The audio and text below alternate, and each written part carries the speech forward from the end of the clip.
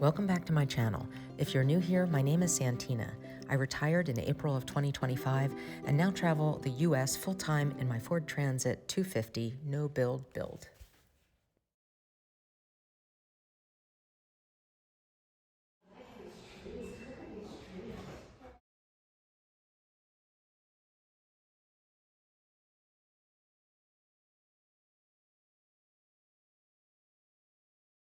So I decided to just take a walk outside of town according to the tourist map and see what I could find. And not too far away, maybe quarter of a mile, is the home of Ralph Waldo Emerson. Looks like it's open currently, so I'm gonna take a gander inside.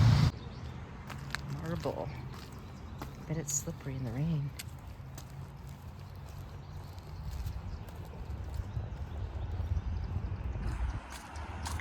No, due to a technical issue, we're unable to process credit cards today and are cash only.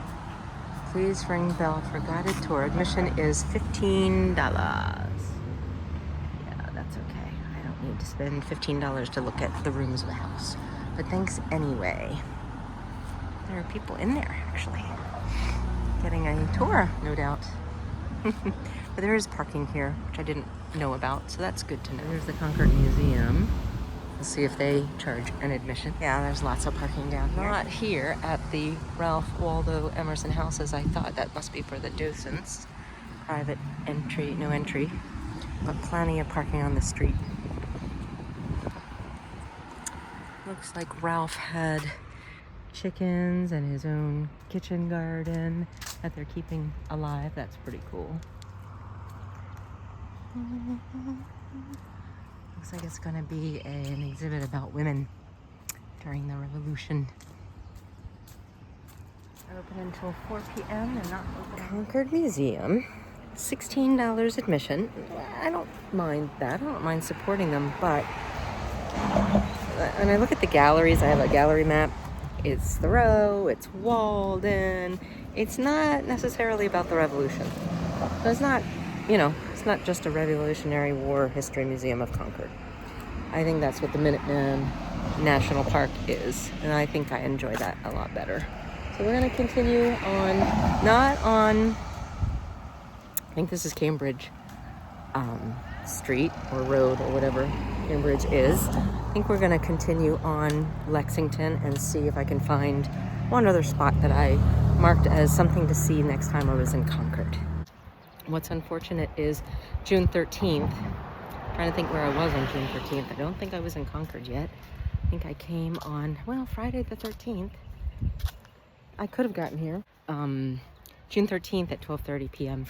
at the museum. With the price of admission, they had a curator talk. That I probably would have attended if I had known that it was going on. But I have the newsletter of what's going on for the rest of the summer. And we'll see if I can attend something later in the year. This is called the Cambridge Turnpike. And now I'm gonna make a right onto Lexington and look for the Wayside, which is the home of several of the authors that you hear about constantly in this town. Louisa May Alcott, Nathaniel Hawthorne, etc. But it was also around during the Revolutionary period. Although it's not close enough to be a, quote, witness house, unquote. But at least they have sidewalks on this side of the street, which is nice. And believe it or not, in these solid white lines here, people are allowed, apparently, to pull up onto the sidewalk partially, as long as they're within that white line, to the right of that white line, and park. And there's no time limit on the parking here. The only sign that I saw said, I forget what it said about parking along this area. I'll see if I can find a sign. But here's a nice big spot that you could park in. Actually, right in front of the museum after it closes. But then you have these residences that they might complain. Okay, and here's what I mean by witness house. So this house has a flag that says witness house in front of it. But, it's blocks from the from the center of Concord, so can't imagine how much they potentially saw. It's not fair. Everyone talks about John Jack's epitaph in the Hill Burying Ground, but I can't find it. I have no idea where I'm going to sleep tonight. If I'm going to sleep in this town or a different town, or if I'm going to sleep in this town, what space I'm going to take. And it does, I get a little bit of an anxiety about it, about this time of day when I start getting tired. Then the question is, if I don't stay in this town, where do I go? Because I'm just moseying back to where my son lives in Pennsylvania. But I don't know what destinations I want to hit up in between. There's just so many. And if I just get on a road and start moseying and pull over, there's a chance that I can't find a good space. So these are the difficulties of living this lifestyle. It's not bad. Once I get in the van and start deciding if I'm staying or if I'm moving on, the action actually takes away a lot of the anxiety, but thinking about it is what causes the anxiety. Some of these trees are so old and so big. That's a huge sycamore. And then there's a runner. I don't want to shove a camera in her face. But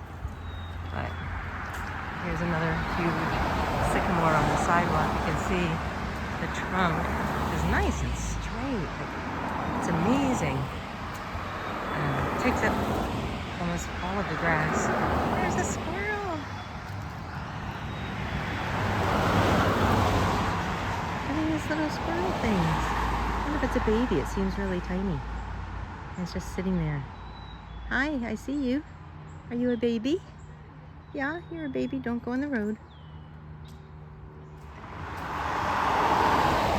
Okay. You are a baby. I'm gonna go away now so you don't go on the road. Don't go too far from that tree. Okay? Too cute. Concord is one of those towns, like Wiscasset in Maine, that I can just return to over and over and over again.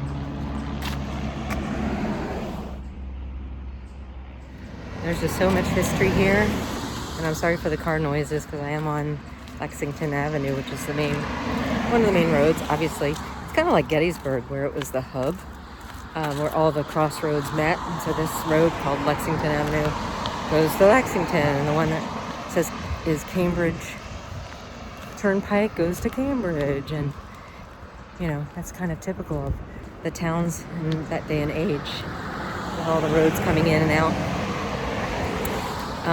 But yeah, it's one of those towns that I don't get tired of visiting. There's so much to see and eat. I don't even mind doing the same experiences over and over again. I just don't feel like I absorb enough of the history every time that I visit, and every time I listen to a different docent give their talk, I feel like I learn more. Or it's not really learning, because I never memorize dates, names, actions, things that happened. I never memorize that. But I get a sense, like it seeps. Look at this. A little place to sit. It seeps into my soul and gives me a gut feel for what happened back then and what the experiences were like of the people back then. And that's what I love about history. Is it layers. It's when you're in school, you memorize dates and people's names and the events, but there's no tangibleness to it. But when you love history and you visit it repeatedly, it's like you're immersing yourself in it, like going to another country and learning the language. You're learning the language of what it was like back then. And then as you continue to learn and learn more, you're doing it with that frame of reference, that context, which makes it richer. I don't know if I can explain it. That's how I feel about it. This lovely bit of nature in amongst the buzzing cars and the bustling tourists. It's looks like a place where you could walk your dog. It's got a little trail. It's kind of steep, but it's gorgeous. Okay, lovely. So, Wayside Tavern or Home, I don't know what they call it, where once Louisa May Alcott and Nathaniel Hawthorne used to live, does have their own parking lot. And there's plenty of room there. You really take your life into your hands when you're crossing on Lexington Avenue, I think it's called, because cars are going 65. And in Massachusetts, when someone's in the crosswalk, you're supposed to stop for them, and they don't. So you have to time, my recommendation is time it in between cars, don't go, obviously. And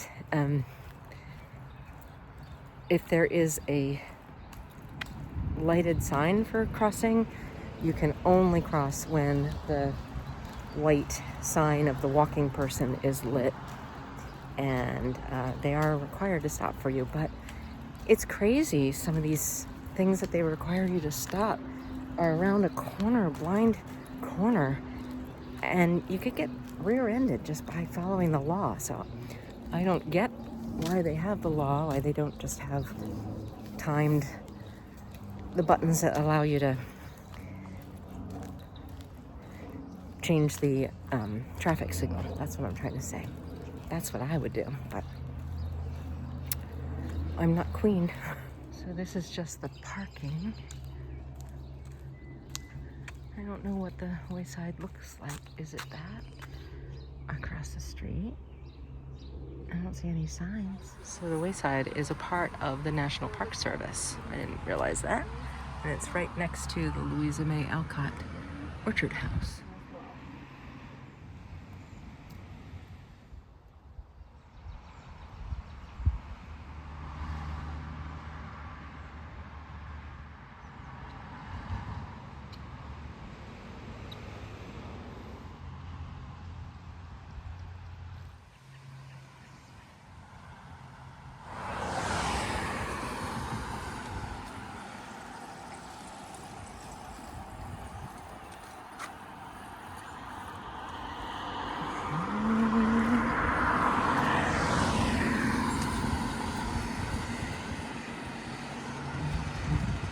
Those chimneys. Sheesh. Not in very good shape, the shingle roof. Eek. Doesn't look like it's open right now. Probably closed on Sundays. They don't even have hours posted.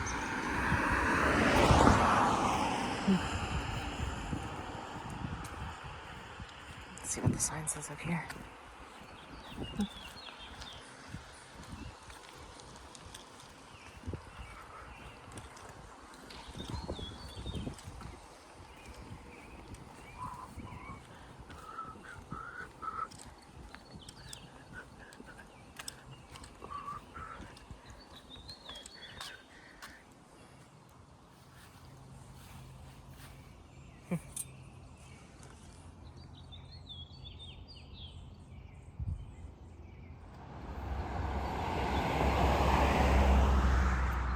Frustrating they don't give the hours for this particular historical visitation site.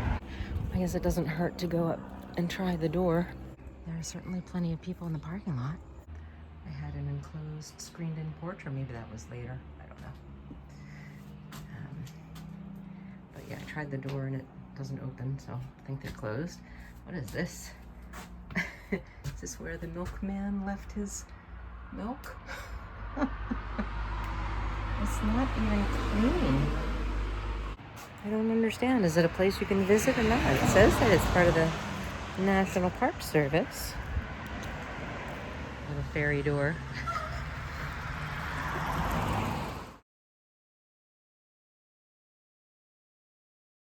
There's lots of parking.